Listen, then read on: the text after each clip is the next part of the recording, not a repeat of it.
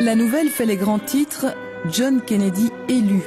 Le 20 janvier 1961, le président démocrate prête serment. Un vent nouveau souffle sur le monde.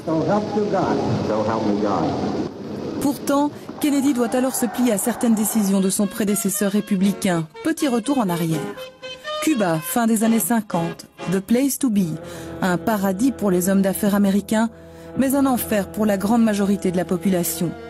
Une résistance par les armes s'organise et après 3 années de combats acharnés, les chefs de la guérilla, Che Guevara et Fidel Castro, font une entrée victorieuse à La Havane. La révolution, oui, le coup d'État militaire, non, dit Castro. L'appareil militaire de l'ancien régime est démantelé, la peine de mort appliquée, la réforme agraire lancée. La bourgeoisie cubaine prend la fuite, très vite suivie par un flot de réfugiés, destination la Floride.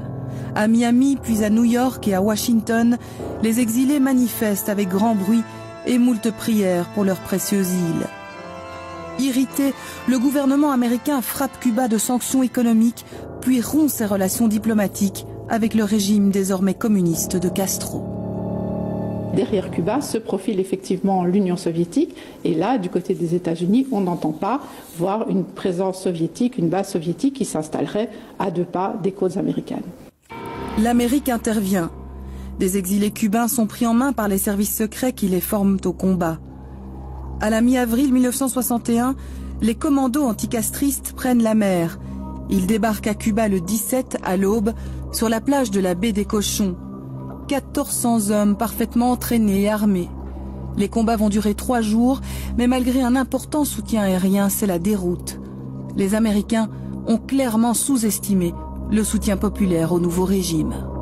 Face à eux, il va y avoir effectivement des centaines de milliers de miliciens cubains. Donc c'est peut-être plus de l'ordre du symbole que de l'ordre d'une opération dont on imaginait qu'elle allait effectivement réussir.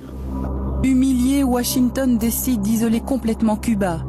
C'est désormais l'ami soviétique qui assure la survie de l'île, qui achète son sucre, qui fournit le pétrole et qui lui offre une défense militaire. Des rampes de missiles sont installées dans le plus grand secret. Secret vite percé, les Américains convoquent le Conseil de sécurité de l'ONU. Ces sites de lancement ne peuvent avoir qu'un but, la constitution d'un potentiel nucléaire dirigé contre l'hémisphère occidental. La crise des missiles est déclenchée. Un face-à-face USA-URSS, Kennedy-Khrouchtchev, qui fera trembler le monde pendant 7 longues journées et qui finira par se dénouer pacifiquement. 50 ans plus tard, les relations Est-Ouest et américano-cubaines restent à jamais marquées par ces 2 épisodes de la guerre froide.